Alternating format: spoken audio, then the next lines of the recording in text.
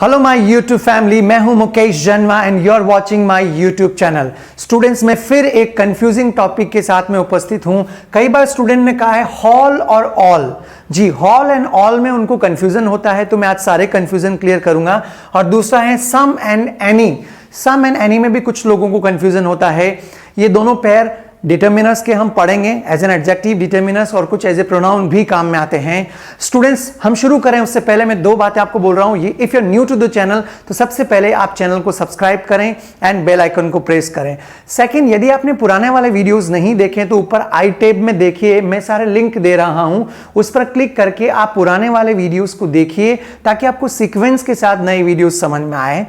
अब मैं शुरू कर रहा हूं, आप वन बाय वन यदि नोट्स बनाना चाहें तो बनाइए, और प्लीज उस तरीके से ना देखें जैसे लोग आते हैं 2 मिनट देखते हैं। आप पूरे वीडियो को देखिए, एंड तक देखिए, आपको सारे कॉन्सेप्ट समझ में आएंगे।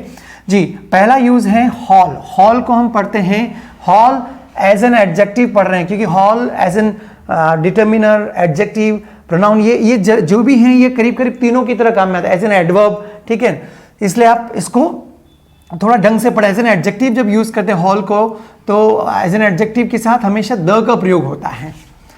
हमेशा नहीं, सॉरी, द का प्रयोग किस रूप में होता है आप देखिए। हॉल और ऑल का अर्थ आप सभी जानते हो, सारा या पूरा। माइनर डिफरेंस देख सकते हो, मैंने लिखा है हॉल का मीनिंग पूरा, पूर्ण, सारा या समग्र, और ऑल का मीनिंग वही समस्त, समूचा, सभी या सारा। ठीक है, करीब करीब सेम मीनिंग है। तो पहला हॉल एज एन एडजेक्टिव के साथ द का प्रयोग करते हैं इस रूप में। देखिए, She told me the whole truth। The का प्रयोग किया है हॉल के साथ में। इसका अर्थ होता है कि उसने मुझे सारा सच बताया, उसने मुझे पूर्ण सत्य बताया। She told me the whole truth। Hall के साथ द का प्रयोग किया है। I wasted the whole day। मैंने मेरा सारा दिन खराब कर दिया, मैंने सारा दिन वेस्ट कर दिया स्टूडेंट्स, या फिर मैंने पूरा दिन खराब कर दिया। तो होल डे पहला यूज द के साथ था। सेकंड, हॉल का यूज प्रॉपर नाउन से पहले होता है, तो उसके साथ द, इससे पहले द और बाद में ऑफ का प्रयोग करते हैं। ये भी बहुत पॉपुलर स्ट्रक्चर है। जैसे the whole of India mourn the death of Abdul Kalam. Means पूरा इंडिया, पूरा भारत, मोर्न आप सब जानते होंगे, दुख मनाना या शोक मनाना कोई किसी की मृत्यु पर। तो the whole of India mourn the death of Abdul Kalam. पूरे इंडिया ने, समूचे इंडिया ने दुख मनाया, जो दुख जताया अब्दुल कलाम की डेथ पर। तो ये दो पॉपुलर यूज हैं हॉल के। मैं कुछ मिक्स एग्जांपल भी लिख रहा हूं जो आपने एज एन एडवर्ब या मतलब एज एन डिटर्मिनर हर रूप में सेंटेंस दे रखा है मैंने। इसको सिर्फ आप अभ्यास कीजिएगा। The whole nation wants peace, ये तो शुरू वाला ही है, हॉल के आगे द का प्रयोग किया है। मीन्स पूरा जो देश है, समूचा देश, वो शांति चाहता है। The whole nation wants peace. Next, I support you wholeheartedly. Heartedly adverb है, तो एडवर्ब के रूप में यूज कर रहे हैं, देख लिए। I support you wholeheartedly means मैं आपको पूरा दिल से सपोर्ट कर रहा हूं, राइट। तो पूरा का यूज दे रहा wholeheartedly. The whole, double whole लिख दिया, सॉरी, इसको मिटाइएगा। The whole city knows about it means पूरा शहर इसके बारे में जानता है, सारा शहर इसके बारे में जानता है। I know the whole story. The whole सभी जगह वही स्टार्टिंग वाला यूज था, उसी की एग्जाम्पल है। I know the whole story means मैं पूरी स्टोरी जानता हूं, या मैं सारी स्टोरी जानता हूं, समग्र कहानी जानता हूं। तो ये हॉल के यूज थे। अब हम ऑल की तरफ बढ़ते हैं। ऑल का प्रयोग प्लूरल नाउन के साथ, अधिकतर इसका प्लूरल नाउन के साथ होता है। दूसरे भी हैं, अभी आप इसको देखिए पहले। All the boys were present in class means सभी लड़के कल क्लास में उपस्थित थे, या सभी का मीनिंग अधिकतर इसी रूप में आता है ऑल का। और एग्जांपल लेते हैं, all the girls were absent yesterday. सभी लड़कियां, देखिए ये प्लूरल नाउन है, ठीक है ना। बॉयज, गर्ल्स, फ्रेंड्स, ये प्लूरल है, बहुवचन है। All the girls were absent yesterday means कल सारी लड़कियां अनुपस्थित थी। और एग्जांपल लेते हैं, all friends went to college yesterday. सभी दोस्त कल कॉलेज गए थे। अब ध्यान रखना, यहां पे जब हम इसको एज एन एडजेक्टिव यूज कर रहे हैं या डिटर्मिनर यूज कर रहे हैं, तो हमेशा नाउन साथ में आएगा, उसी के बारे में तो बताएगा ना, उसी की तो संख्या बताएगा, है ना, इसलिए साथ में आएगा, ध्यान रखना। ऑल वेंट टू कॉलेज मतलब ये एज एन जब डिटर्मिनर या यूज कर रहे हो एज एन एडजेक्टिव, तो ये इनकरेक्ट होगा। एग्जाम में कई बार ये क्वेश्चन बनता है। नेक्स्ट, आगे शायद नेक्स्ट, ऑल का प्रयोग पजेसिव नाउन या प्रोनाउन के साथ भी किया जाता है। ऑल का प्रयोग पजेसिव नाउन और प्रोनाउन के साथ भी किया जाता है। She spent all her money, her money possessive use कर रहे हैं तो उसके साथ में प्रोनाउन के साथ में ऑल का प्रयोग किया कि उसने उसका सारा पैसा खर्च कर दिया, है ना, उसका समस्त पैसा उसने खर्च कर दिया। They sold all their books, देखिए ये भी पॉजिटिव आ गया वापस, नाउन पॉजिटिव, तो they sold all their books, उन्होंने उनकी सारी किताबें बेच डाली। ही डोनेटेड ऑल, हर कहां से लगा दिया, he donated all his old clothes, means उसने उसके सारे पुराने कपड़े, उसके समस्त पुराने कपड़े या उसके सभी पुराने कपड़े दान दे दिए। ही डोनेटेड ऑल हिज, ऑल का प्रयोग हिज क्लॉथ्स पॉजेसिव के साथ। तो ये ऑल एंड ऑल के बीच का माइनर डिफरेंस था। सेंटेंसेस के साथ अभ्यास करोगे तो यूज करना सीख जाओगे। यहां पे हॉल नहीं आएगा, ध्यान रखना, एग्जाम में क्वेश्चन आता ना whole friends went to picnic, नहीं आएगा, प्लूरल आ रहा तो स्वाभाविक है यहां पे ऑल ही लगेगा, ठीक है। तो ये कई बार क्वेश्चन पूछते हैं, यदि आप कॉन्सेप्ट क्लियर हैं तो आपको आंसर देने में कोई तकलीफ नहीं आएगी। एक और कंफ्यूज करता है सम और एनी, क्योंकि करीब करीब मीनिंग सेम होता है, वही कुछ थोड़ा, है ना। हाँ, पहला यूज सम का पढ़ते हैं। सम अफर्मेटिव वाक्यों में काउंटेबल और अनकाउंटेबल दोनों के साथ प्रयोग होता है।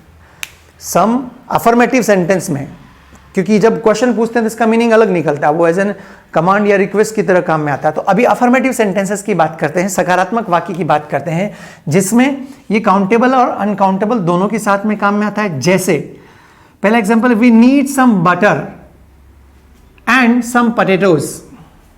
बटर क्या है, अनकाउंटेबल, पोटैटोज हम काउंट कर सकते हैं, तो मैंने दोनों एक साथ लिया है। We need some butter and some potatoes, I still have some money. Imagine कीजिए आप शॉप पे गए और कुछ खरीदा आपने, तो फिर कह रहे हो ना कि हमें ज़रूरत है कुछ बटर और कुछ पोटैटोज की, आलू की, मेरे पास अभी कुछ पैसा है। सब जगह कुछ कुछ आ रहा, तो एक ही सेंटेंस में मैंने सम को 3 बार यूज किया है। तो ये अनकाउंटेबल बटर, ये काउंटेबल पोटैटोज, ये वापस मनी अनकाउंटेबल, ठीक है। तो दोनों के लिए काम में आता है काउंटेबल अनकाउंटेबल। फिर भी एक और एग्जांपल ले लेते हैं। He will buy some books, देखो बुक्स काउंटेबल है, वो कुछ किताबें खरीदेगा।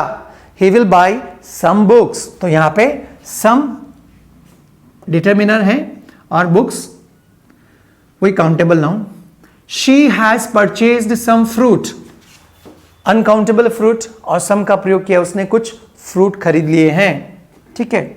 और इसके अलावा सम इंटरोगेटिव वाक्यों में कमांड और रिक्वेस्ट के रूप में प्रयुक्त होता है। मैं अभी कहा ना अफर्मेटिव में काउंटेबल अनकाउंटेबल हो गया। अब यदि इसी सम को क्वेश्चन पूछ रहे हैं, इंटरोगेटिव सेंटेंस में यूज कर रहे हैं, तो वहां पे ये कमांड और रिक्वेस्ट को प्रेजेंट करते हैं। एक ही बार में समझ में आ जाएगा। देखिए, would you like some more cake, जैसे क्या आप थोड़ा और केक पसंद करोगे, तो एक तरह से आप ये क्या कर रहे हो, रिक्वेस्ट कर रहे हो उनको, है ना, केक के लिए। तो ये रिक्वेस्ट का फील दे रहा है। Can you lend me some rupees, can you lend me some rupees means क्या आप मुझे कुछ रुपीज उधार दे सकते हो, तो ये भी रिक्वेस्ट ही कर रहे हो। Can you lend me some rupees. Will you give me some milk, जैसे आप मिल्क मैन की शॉप पे गए, will you give me some milk, तो एक तरह से कमांड दे रहे हो आप उसको। तो ये रिक्वेस्ट एंड कमांड के लिए इंटरोगेटिव सेंटेंस में अक्सर रिक्वेस्ट एंड कमांड, रिक्वेस्ट और कमांड को व्यक्त करता है। अब बात करते हैं हम लोग एनी की। नेगेटिव एंड इंटरोगेटिव वाक्यों में प्रयोग करते हैं। एग्जाम में ध्यान से सुनिएगा, काउंटेबल एंड अनकाउंटेबल दोनों के लिए काम में आता है ये, लेकिन ये पॉइंट दिमाग में बिठा ले कि इंटरोगेटिव और नेगेटिव मतलब सकारात्मक वाक्य में इसका प्रयोग नहीं के बराबर होता है। अधिकतर इसका प्रयोग कहां होता है, प्रश्नवाचक वाक्य और नेगेटिव सेंटेंस में ही प्रयोग होता है। ये एग्जाम में क्वेश्चन पूछा जाता है कई बार, राइट, क्योंकि वो अफर्मेटिव सेंटेंस में भी यूज करेंगे। जैसे I don't have any book means मेरे पास कोई किताब नहीं, कोई का सेंस रहा है, राइट, मेरे पास कोई किताब नहीं, I don't have any book, तो ये नेगेटिव सेंटेंस है। देखिए आप, है ना, नेगेटिव सेंटेंस में एनी यूज किया है। नेक्स्ट इंटरोगेटिव भी दे रखा है। Do you have any novel, किसी से आप पूछ रहे हो क्या आपके पास कोई नॉवल है, do you have any novel. देखिए अब आप अफर्मेटिव सेंटेंस में क्यों नहीं आता, थोड़ा प्रैक्टिकल होइए। किसी को पूछ रहे हो क्या आपके पास कोई नॉवल है, तो आंसर देने वाला ये नहीं कहेगा हाँ मेरे पास कोई नॉवल है, वो यही बोलेगा मेरे पास नॉवल है। तो वो आंसर में तब हम प्रयोग नहीं करेंगे एनी का। Do you have any novel, yes I have novel, वो आंसर में यही देगा। और बिल्कुल नहीं है उसके पास तो क्या बोलेगा, I don't have any novel, मेरे पास कोई नॉवेल नहीं है। इसीलिए एनी का प्रयोग नेगेटिव एंड इंटरोगेटिव सेंटेंस में होता है। तो आप इसको प्रैक्टिकल फील करके समझें। नेक्स्ट है, I haven't watched any movie today, आज मैंने कोई मूवी नहीं देखी है, आज मैंने कोई मूवी नहीं देखी है, तो एनी का प्रयोग किया है, नेगेटिव सेंटेंस है। They don't have any chair, मैं उनकी शॉप पे गया लेकिन उनके पास कोई कुर्सी है ही नहीं, they don't have any chair. तो ये एनी का ये वाला भी पॉइंट मेरे हिसाब से क्लियर होगा। एनी दो ही जगह का, एक ही जगह काम में आता है, नेगेटिव और इंटरोगेटिव सेंटेंस में, राइट। तो ये दोनों डाउट क्लियर किए। ऑल और हॉल को अलग से पढ़ा है हमने, सम और एनी को अलग से पढ़ा है, एग्जाम्पल के साथ पढ़ा है। हालांकि इतना कंफ्यूजन नहीं है, अलग अलग ढंग से मैंने एग्जाम्पल्स के साथ समझाया है। स्टूडेंट्स आपको कैसा लग रहा है, क्योंकि ये सारे टॉपिक्स आपको कॉम्पिटिशन एग्जाम्स में, चाहे वो कोई सा भी हो, एसएससी, एसएसबी, बैंक पीओ या और कोई भी एग्जाम, यदि आपके बेसिक्स क्लियर हैं तो आपको आगे क्वेश्चन में कोई दिक्कत नहीं आएगी। तो ये बहुत बहुत माइनर लेवल पे हम ग्रामर को पढ़ रहे हैं, आप नोट्स बनाते रहें। एंड स्टूडेंट्स, आप ही मेरी फैमिली हो और आजकल आप ही मेरा हौसला हो। प्लीज इन वीडियोस को आप पूरे देश में, भारत के गांव गांव तक पहुंचाना है ताकि अधिकतर लोगों को इसका फायदा मिल सके। बाकी आज के लिए मैं समझता हूं इतना काफी है। नेक्स्ट लेक्चर में यही डिटर्मिनर एंड एडजेक्टिव का जो सीरीज चल रहा है इसको हम कंटिन्यू करेंगे, कुछ नए कंफ्यूजिंग एडजेक्टिव के साथ मैं फिर आपके सामने उपस्थित हूंगा। Till then you students please keep watching, stay tune, and if you have any question then write in comment box. Thank you.